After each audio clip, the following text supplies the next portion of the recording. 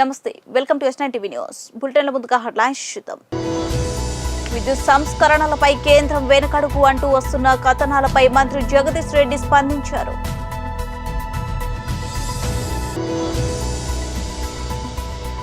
రంగారెడ్డి జిల్లా మహేశ్వరంలో రాజకీయం వేడెక్కింది.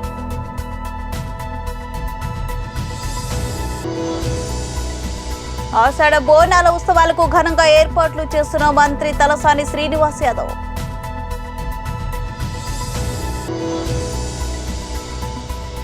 పోలీసులకు లొంగిపోయిన కాంగ్రెస్ నేత ప్రధాన కార్యదర్శి రాజీవ్ రతన్. రోడ్డుపై నడుచుకుంటూ వెళుతున్న ఓ యువతిని గుర్తు తెలియని కారు ఢీ కొనడంతో తీవ్ర గాయాలు. కుతుబుల్లాపూర్లోని గండి మైసమ్మ చౌరస్తాలో కేంద్ర ప్రభుత్వానికి నిరసనగా నినాదాలు. విద్యుత్ సంస్కరణపై కేంద్రం వెనకడుగు అంటూ వస్తున్న కథనాలపై మంత్రి జగదీష్ రెడ్డి స్పందించారు. మంత్రి మాట్లాడుతూ కేంద్రం వైఖరి ముమ్మాటికి మోసపూరితమే. ప్రజల వ్యతిరేకతను గుర్తించిన మీదటనే ఆ లీకేజ్ సంస్కరణలపై ముఖ్యమంత్రి కేసీఆర్ కేంద్రానికి లేఖ ద్వారా తెలిపారు. వ్యవసాయ చట్టాలను మళ్లీ పెడతామంటూ బీజేపీ నేతలు పేర్కొంటున్నారు. విద్యుత్ సంస్కరణల అంశంలోనూ కేంద్రం అదే వైఖరితో ఉందన్నారు. సంస్కరణలలో మార్పు మా దృష్టికి రాలేదు. వచ్చాక పరిశీలించి ప్రజల గొంతుకు అనుగుణంగా ముఖ్యమంత్రి కేసీఆర్ నిర్ణయం ఉంటుంది. విద్యుత్ వ్యవసాయ చట్టాలు దేశ ప్రజలకు వ్యవసాయ చట్టాలు విద్యుత్ సవరణ చట్టాల విషయంలో కేంద్రం అనుసరిస్తున్న వైఖరి ఇప్పటికి కూడా మోసపూరిత వైఖరే. ఇది స్పష్టంగా దేశ రైతాంగానికి దేశ విద్యుత్ సంస్థలకు కూడా గొడ్డలు పెట్టలాంటివి. రైతు చట్టాలని తాత్కాలికంగా ఉపసంహరించడం మళ్ళీ పెడతామని వాళ్ళు కొంతమంది మాట్లాడుతున్నారు బీజేపీలో. విద్యుత్ చట్టాలకు సంబంధించి ఏదో వెనుకడుగు వేసిందని అదని ఇదని చెప్పి పత్రికల్లో ఇస్తున్న సమాచారం అంతా కూడా అబద్ధం, పూర్తి మోసపూరిత వైఖరి. చట్టాన్ని ప్రవేశపెట్టే ముందు ప్రజల్లో రైతుల్లో వ్యతిరేకత రాకూడదనే ఉద్దేశంతో మాత్రమే ఈ లీకేజీలు ఇచ్చినట్టు కనబడుతుంది. స్పష్టంగా మార్చింది ఏంటిది, గతంలో వాళ్ళు ప్రతిపాదించిన దాంట్లో ఏమేమి ఉపసంహరించుకున్నారు ఏంటి అనే విషయాన్ని ఇప్పటికి కూడా ఎవరికి సమాచారం ఇవ్వలేదు. గతంలో వాళ్ళు మాకు రాష్ట్ర ప్రభుత్వానికి పంపించిన ఏదైతే ఉందో దాంట్లో ఉన్న విషయాలపైన మాకున్న అభ్యంతరాలని స్పష్టంగా మా ముఖ్యమంత్రి గారు లేఖ ద్వారా తెలియజేసింది. ఇది దేశ విద్యుత్ సంస్థలకు కావచ్చు, దేశ ప్రజానీకానికి కావచ్చు, దేశ రైతాంగానికి కావచ్చు గొడ్డలిపెట్టు లాంటివి ఈ విద్యుత్ సంస్కరణలు. ఈ చట్టం ఇది మంచిది కాదు అనే మాట స్పష్టంగా చెప్పారు కేసీఆర్ గారు. కానీ వాళ్ళు కేవలం మీడియాలో ఒక లీకేజ్ ఇచ్చినారు తప్ప వాస్తవానికి ఏమేమి ఉపసంహరించుకున్నారు వాళ్ళు పెట్టిన ప్రతిపాదనలు అనే విషయాలని ఎక్కడ కూడా స్పష్టంగా ఏ అధికారి కానీ ఎవరు కానీ ఏ మంత్రి గారిని ప్రకటించలేదు. ఇది కేవలం పక్కదారి పట్టించడమే అని అనుకుంటున్నాం తప్ప మేము ఇంకోటి కాదు. రేపు ప్రవేశపెట్టినప్పుడు స్పష్టంగా తెలుస్తుంది బిల్లులో ఏముందనే విషయం. దాన్ని బట్టి పూర్తిగా మనం మాట్లాడుకునే అవకాశం బయటకు వస్తే కానీ మనం దాని మీద స్పష్టంగా చెప్పడానికి మాట్లాడడానికి అవకాశం ఉంటుంది. రంగారెడ్డి జిల్లా మహేశ్వరంలో రాజకీయం వేడెక్కింది. నిన్న సొంత పార్టీ నాయకులు, నేడు కాంగ్రెస్ పార్టీ నాయకులు మంత్రి అవినీతిపై ప్రశ్నిస్తున్నారు. డీసీఎం డ్రైవర్లకు కేటాయించిన స్థలంలో విధి వ్యాపారులు సముదాయ నిర్మాణాన్ని ఎలా నిర్మిస్తారని కాంగ్రెస్ నేత దేప భాస్కర్ రెడ్డి ప్రశ్నించారు. మహేశ్వరం నియోజకవర్గంలో జరుగుతున్న అనేక అవినీతి అక్రమాలపై కాంగ్రెస్ పార్టీ ప్రశ్నిస్తుందన్నారు. అక్రమాలకు పాల్పడితే చూస్తూ ఊరుకునేది లేదని కాంగ్రెస్ పార్టీ నాయకులు అన్నారు. మంత్రి అవినీతిపై సిబిఐ ఎంక్వైరీ చేయించాలని రాష్ట్ర ప్రభుత్వాన్ని డిమాండ్ చేశారు. డీసీఎంలు బయటకు వెళ్లకుండా తాళం వేయడంతో గేట్లు ఓపెన్ చేయాలని గోపాల్ రెడ్డి మీర్పేట్ కమిషనర్ కి ఫోన్ చేశారు.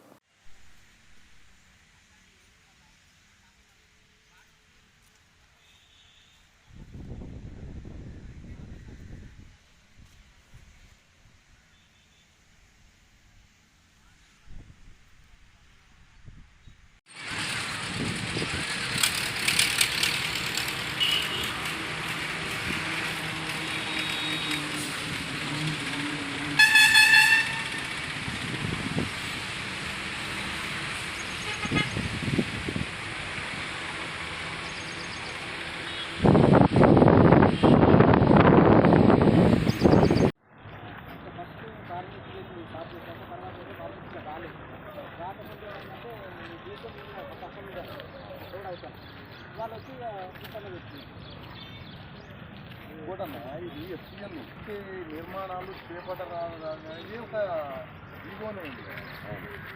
అట్లాంటప్పుడు గవర్నమెంటే ఆ జీవోని ఉల్లంఘిస్తూ ఎఫ్సిఎల్లో ఆ షెడ్యూల్ నిర్మిస్తాము తాత్కాలిక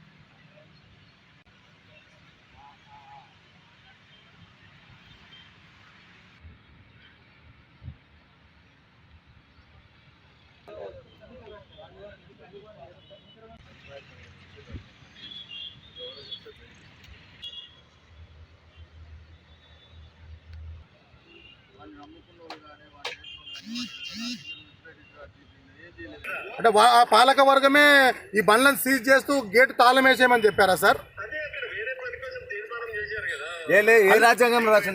సార్ ఇప్పుడు తీర్మానం అనేది FTL లో ఇప్పుడు మీరు అన్నారు సార్ తీర్మానం చేశారని. ఎవరన్నా బుద్ధున్నోళ్ళు FTL లో కట్టడాలకు అనుమతి ఇస్తారా, తీర్మానం చేస్తారా? టెంపరీ సెక్షన్ వేసేందుకు నేను గవర్నమెంట్ ల్యాండ్లు చూపిస్తే అక్కడేయండి, FTL లో ఎందుకు వేస్తున్నారు మీరు? నేను చూపిస్తాను కదా. ఇప్పుడు మీ కమిషనర్ ఆఫీస్ పక్కకే తీగల విక్రమ్ రెడ్డి గారు అక్కడ ఆయన పెట్రోల్ బంక్ పక్కకే గవర్నమెంట్ స్థలం ఎకరం 10 గుంటలు ఉంది కదా, మరి అక్కడ వేయండి. మరి అక్కడ ఎందుకు వేయడానికి మీకు చేతన అయితే లేదు సార్, నాకు అర్థం కావట్లేదు.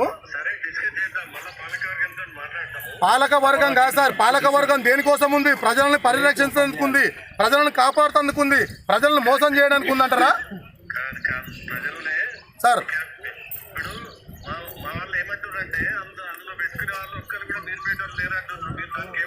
మీర్పేటలు లేరా? నేను మీర్పేటలు సార్, మీర్పేటలు ఉన్నారా లేదా? ఓటు హక్కు వాళ్ళకు ఉందా లేదా నేను చూపిస్తాను. ఆధార్ కార్డులు నేను చూపిస్తాను, ఓటర్ ఐడీలు నేను చూపిస్తాను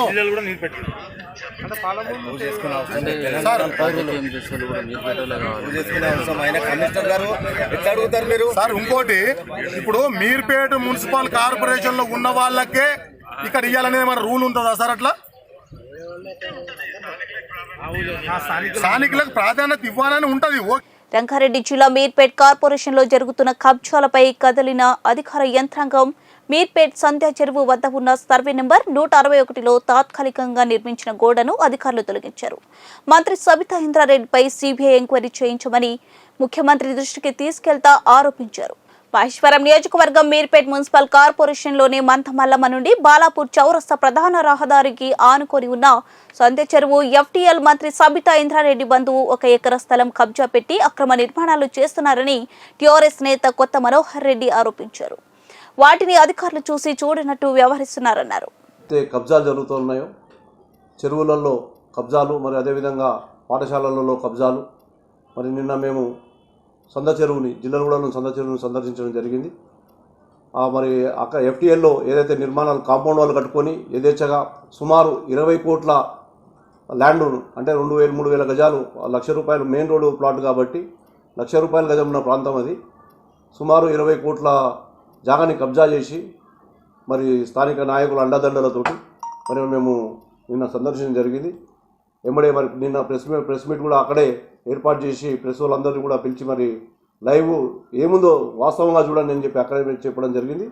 చెప్పిన వెంబడే మరి 2-3 గంటల లోపట మరి వచ్చే అధికారులు MRO గారు మరి అందరూ కూడా స్పందించి వెంబడే ఆ గోడని తొలగించి టోటల్గా డిమాలిష్ చేశారు. వారికి మేము ప్రత్యేకమైన అభినందనలు తెలియజేస్తూ ఉన్నాం. మరి ఇవన్నీ కూడా స్థానిక మంత్రివర్యులు వారి అండదండలతోటే జరిగినాయని చెప్పేసి నేను నిన్న క్లుప్తంగా చెప్పడం జరిగింది. అది వాస్తవం అని కూడా మరి అలా మేము చెప్తా ఉన్నాం. ఎందుకంటే నిన్న మొన్న మరి నువ్వు ఒక మంత్రిగా ఉండి అది అడ్డుకుని ఉంటే ఇలా వాళ్ళు ఆ కాంపౌండ్ వాళ్ళు కట్టేవాళ్ళు కూడా కాదు. ఎందుకంటే అధికారులు అందరూ కూడా మీరేం చెప్తే అదే చేస్తారు. ఆ విధంగా ఇలా నడుస్తూ ఉన్నది. అందుకే నిన్న నేను ఆరోపించిన వెంబడే మరి అది కుల్లగొట్టారంటేనే దానికి నిదర్శనం నేను ఏదైతే నేను ఆరోపించానో అది వాస్తవంగా తేలిందని చెప్పేసి కూడా ఈ సందర్భంగా తెలియజేస్తూ ఉన్నాను. మరి అదేవిధంగా ఆ డీసీఎంల జాగను కూడా అది ఎఫ్టీ అది కూడా చెరువు ప్రాంతం కాబట్టి చెరువులో ఎలాంటి నిర్మాణాలు చేయదు. మరి అది ఒకటి గుర్తుపెట్టుకొని ఆ నిర్మాణం చేయకుండా ఎవరైతే ఆ డీసీఎంలు పెట్టుకుంటున్నారో వారికి న్యాయం చేయ విధంగా మనము పోరాడతామని చెప్పేసి మళ్ళీ ఒకసారి తెలియజేస్తున్నాం. అదేవిధంగా స్కూల్ దగ్గర కూడా ఇప్పుడు జిల్లాలో కూడా గవర్నమెంట్ స్కూల్ దగ్గర కూడా కబ్జాకు ప్రయత్నించారు. వారి మరి ఈ యొక్క స్కూళ్ళల్లో పాఠశాలల్లో కబ్జాలు పెడితే ఊరుకునేది లేదు. మరి పక్కనే ఇప్పుడు అటువంటి పక్కనే నిన్న కూడా నేను చెప్పాను 161 సర్వే నెంబర్లో ఎకరా 13 గుంటలు ఉన్నది. అది దాంట్లో జూనియర్ కాలేజ్ నిర్మాణం చేపట్టాలని చెప్పేసి మంత్రి గారి దృష్టికి కూడా తీసుకెళ్ళడం జరిగింది. మరి ఇది అవసరమైతే మేము కూడా ముఖ్యమంత్రి కేసీఆర్ గారికి కేటీఆర్ గారి దృష్టికి కూడా తీసుకెళ్తాం. ఎకరా 13 గుంటలు అది గవర్నమెంట్ ల్యాండ్, అది 100%. అది వాళ్ళ కాలేజ్ కట్టిస్తే మా మహేశ్వర నియోజక ప్రజలందరూ కూడా అది చాలా ఉపయోగకరంగా ఉంటుందని చెప్పేసి కూడా ఈ సందర్భంగా తెలియజేస్తా ఉన్నాను. కాంగ్రెస్ ప్రధాన కార్యదర్శి రాజీవ్ రతన్ గురువారం నాడు గన్నవరం స్టేషన్లో లొంగిపోయారు. కాంగ్రెస్ నాయకుల సమక్షంలో పోలీస్ స్టేషన్లో ఆయన లొంగిపోయారు. ప్రధాని నరేంద్ర మోదీ పర్యటనకు వ్యతిరేకిస్తూ ఆయన నల్ల బెలూన్లు ఎగురవేసిన విషయం తెలిసిందే. గన్నవరం విమానాశ్రయం సమీపంలో ఓ బహుళ అంతస్తు పై నుంచి ప్రధాని పర్యటనను ఆయన వ్యతిరేకిస్తూ బెలూన్లు ఎగురవేశారు.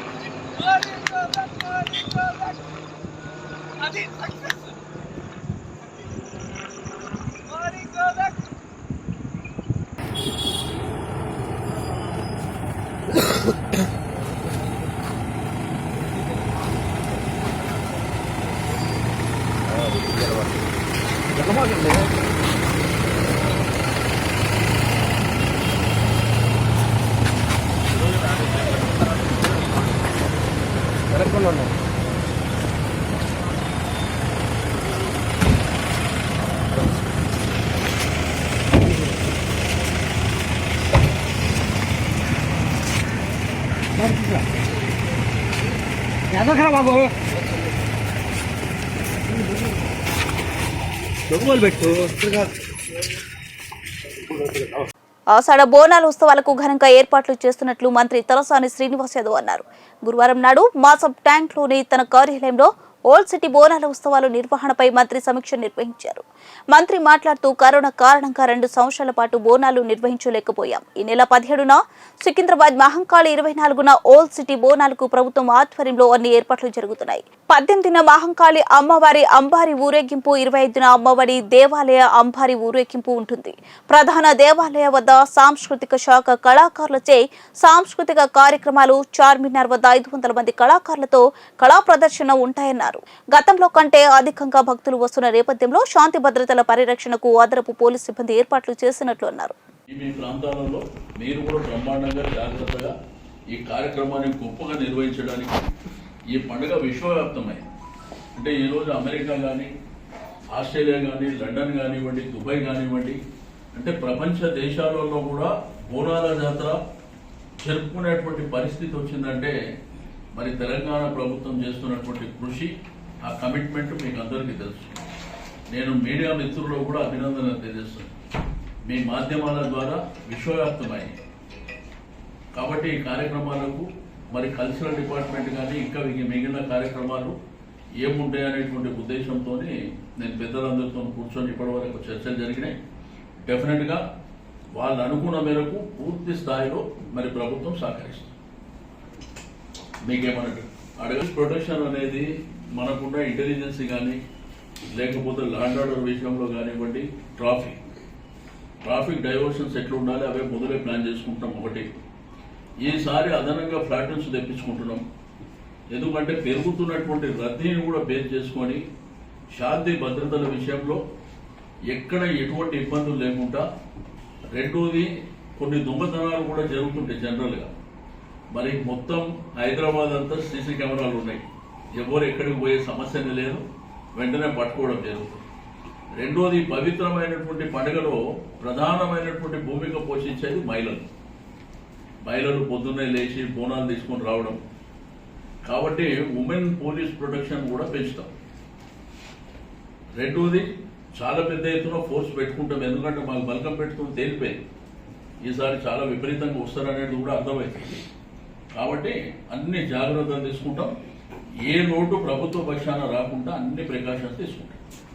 రెండోది, ఉజ్జయిని మహంకాళి దేవస్థానంలో 18th మండే, అదేవిధంగా సబ్జి మండి, ఈ 3 ప్రాంతాలలో అంబారి ఊరేగింపు చాలా బ్రహ్మాండంగా జరుగుతుంది. ఆల్రెడీ నెహ్రూ జూలాజికల్ పార్క్ సంబంధించినటువంటి ఫారెస్ట్ డిపార్ట్మెంట్ వాళ్ళకి చెప్పినాం, అవి అరేంజ్మెంట్ జరిగిపోతుంది. మహంకాళి జాతర బోనాలు గత నెల 30వ తేదీన గోల్కొండలో ప్రారంభమైనటువంటి బోనాలు, మధ్యలో బల్కంపేట ఎల్లమ్మ వారి కళ్యాణం జరిగింది. ఇప్పుడు వచ్చే 17, 18 తేదీన సికింద్రాబాద్ ఉజ్జయిని మహంకాళి దేవస్థానంలో పండుగ జరుగుతుంది. 24, 25 ఓల్డ్ సిటీ ఉమ్మడి దేవాలయాల ఆధ్వర్యంలో జరిగేటువంటి బోనాలు. దాంతోపాటు గ్రేటర్ హైదరాబాద్లో కూడా 24, 25 తేదీన జరుగుతుంది. అయితే ఓల్డ్ సిటీలో జరిగే బోనాలకు ప్రత్యేకత ఉంటుంది. ఎందుకంటే అక్కడ 25వ తేదీన ఒక భారీ ఊరేగింపు ఉంటుంది. అంబారి ఊరేగింపు. రంగారెడ్డి జిల్లా రాజేంద్రనగర్ పోలీస్ స్టేషన్ పరిధిలోని దారుణం చోటు చేసుకుంది. రోడ్డుపై నడుచుకుంటూ వెళుతున్న ఓ యువతిని గుర్తు తెలియని కారు ఢీకొనడంతో తీవ్ర గాయాలైన యువతి ఆసుపత్రి పాలైంది. సమాచారం అందుకున్న పోలీసులు సంఘటన స్థలానికి చేరుకుని కేసు నమోదు చేసి దర్యాప్తు ముమ్మరం చేశారు. అక్కడే ఉన్న సీసీ ఫుటేజ్ లో నమోదైన దృశ్యాలను చూస్తే ఆ కారు కావాలనే యువతిని ఢీ కొట్టినట్టుగా కనిపిస్తుందని స్థానికులు అంచనా వేస్తున్నారు. ఇది యాక్సిడెంటా లేదా హత్యకు కుట్ర అనే కోణంలో పోలీసులు దర్యాప్తు చేస్తున్నారు.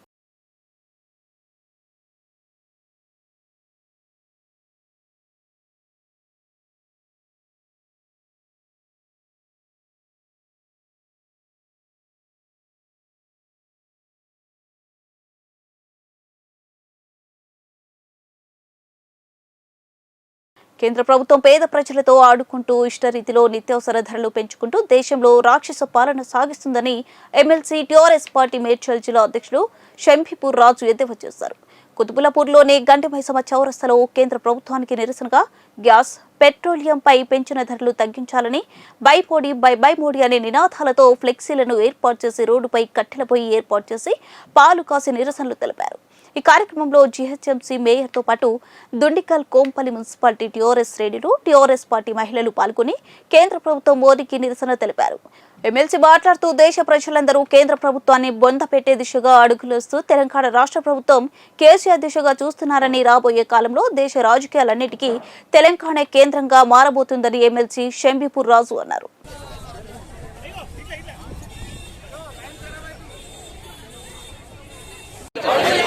కేసీఆర్ గారి నాయకత్వం, జై తెలంగాణ. కేసీఆర్ గారి నాయకత్వం, కేసీఆర్ గారి నాయకత్వం.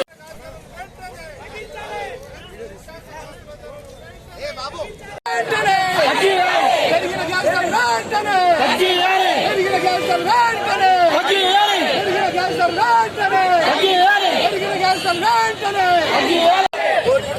దిగిపోవాలి, తగ్గించాలి. దేశంలో నరేంద్ర మోడీ గారు ప్రధానమంత్రి అయిన తర్వాత సామాన్య ప్రజలు బతకలేని పరిస్థితి ఏర్పడతా ఉంది. మరి అన్ని నిత్యావసర సరుకులు కావచ్చు, గ్యాస్ కావచ్చు, అదేవిధంగా పెట్రోల్ కావచ్చు, డీజిల్ కావచ్చు, అన్నీ కూడా వారు పెంచుకుంటూ పోతా ఉన్నారు. ఆదాని ఆస్తులు, అంబానీ ఆస్తులు ఎలా పెరుగుతూ ఉన్నాయో గ్యాస్, పెట్రోల్, డీజిల్ రేట్లు కూడా ఆ విధంగా పెరుగుతూ ఉన్నాయి. ముఖ్యంగా ప్రజలందరూ కూడా గమనిస్తూ ఉన్నారు. మరి 2014 ముందు, 2014 తర్వాత ఏ విధంగా ఈ దేశంలో పరిపాలన జరుగుతూ ఉంది. ఈ ప్రజలందరినీ కూడా దోషి ఆదాని, అంబానీకి, వారి దోస్తులకే, గుజరాత్కే పెడతా ఉన్నాడు నరేంద్ర మోడీ గారు. మరి దేశానికి ప్రధానమంత్రి అయినాక కూడా ఆ గుజరాత్కే సీఎంగా ఆయన భావిస్తూ ఈ రకంగా చేస్తూ ఉన్నాడు. ముఖ్యంగా ఈరోజు దేశమంతా కూడా తెలంగాణ వైపు కేసీఆర్ గారి నాయకత్వాన్ని చూస్తూ ఉంటాం. తెలంగాణ ఏ విధంగా అభివృద్ధి అవుతూ ఉందో, తెలంగాణ ఏ విధంగా సంక్షేమ కార్యక్రమాలు జరుగుతూ ఉన్నాయో దేశం కూడా ఆ విధంగా జరగాలని చెప్పేసి దేశ ప్రజలందరూ కూడా మా నాయకుల వైపు చూస్తూ ఉన్నారు. ఇట్లా పెంచిన డీజిల్ ధరలు వెంటనే తగ్గించాలని చెప్పేసి ఈరోజు గండిమైసమ్మ చౌరస్తాలో గండిమైసమ్మ పార్టీ, మా దుండిగల్ పార్టీ ఆధ్వర్యంలో అధ్యక్షులు మరియు వారి కార్యవర్గం, అదేవిధంగా నిజాంపేట్, జిహెచ్ఎంసీ, కొంపల్లి అందరూ కూడా అన్ని వార్డుల నుంచి, అన్ని డివిజన్ల నుంచి కూడా నాయకులు, ప్రజాప్రతినిధులు అందరూ కూడా వచ్చారు. వారందరికీ కూడా ధన్యవాదాలు తెలుసు. పెద్ద ఎత్తున మహిళా బులెటిన్ ముగించే ముందు హెడ్లైన్స్ మరోసారి. విద్యుత్ సంస్కరణలపై కేంద్రం వెనుకడుగు అంటూ వస్తున్న కథనాలపై మంత్రి జగదీష్ రెడ్డి స్పందించారు.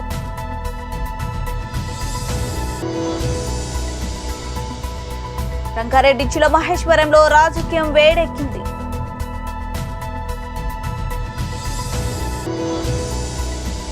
ఆషాఢ బోనాల ఉత్సవాలకు ఘనంగా ఏర్పాట్లు చేస్తున్న మంత్రి తలసాని శ్రీనివాస్ యాదవ్.